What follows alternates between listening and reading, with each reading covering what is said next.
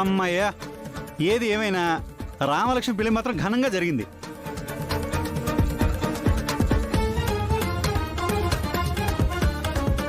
రామలక్ష్మి ఆనందంగా అత్తారింటికి వెళ్ళిపోయింది. మనందరం సంతోషంగా ఇంటికి తిరిగి వచ్చేసాం. మావయ్య, పెళ్లి విషయం సరే, మా అమ్మ విషయం ఎవరో మాట్లాడరేంటి?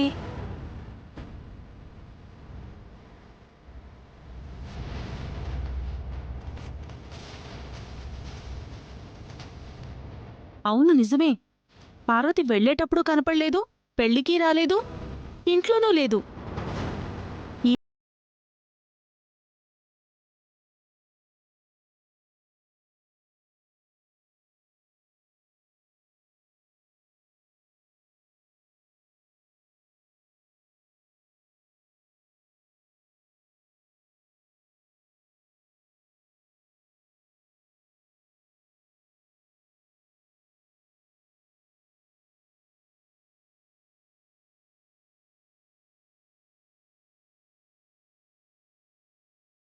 నీకేదో అర్థమైందంటే.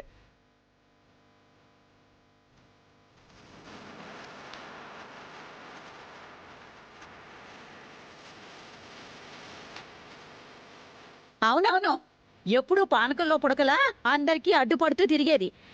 ఇలా అదృశ్యం అయిపోవడం ఏంటి?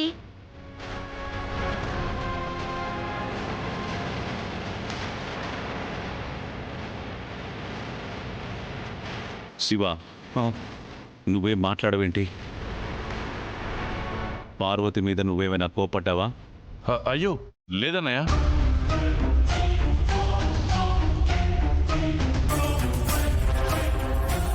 వీడికి ఈ మధ్య ఆవేశం ఎక్కువైపోయింది రఘు. వీడే దాన్ని ఏమైనా అనుంటాడు.